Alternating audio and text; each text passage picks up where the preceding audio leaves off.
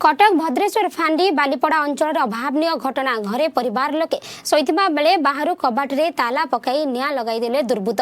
रविवार विलंबित राति रे घटना घटिछि। तेबे अग्निकांडरू अल्पके परिवार लोके बंची जाइथिबा बेले 5 बखरा घर संपूर्ण भस्मीभूत हो जाइछि। पूर्व शत्रुतारू अग्निकांड होइथिबा अभियोग होइछि। महांगा थाना अधिकारी घटना तदंत जारी रखिछन्ति। काली आगे राति 11टा खंड हम से माने परिवार जो गोलाप बेहरा, विजय बेहरा, विवेकानंद बेहरा और रश्मिता बेहरा और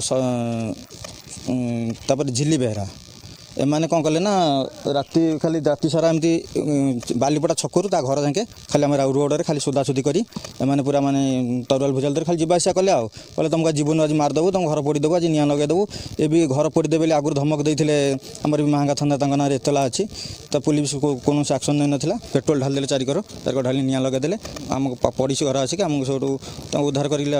मुझे राति बाहर को उठला बेलू हुआ होता घर भर एपट सेपट ताला पड़ी 4 कर निया लग जाइए। मुझे देखिली जो से 5 जन 3 जन गोटे बाप 2 पुओ आ 2 जन स्त्री दौड़ी पड़े सब कबाट फट भांगी ताला हरिका घर बाहर कर गाँ लोक डाक लेभा लेभि कलु।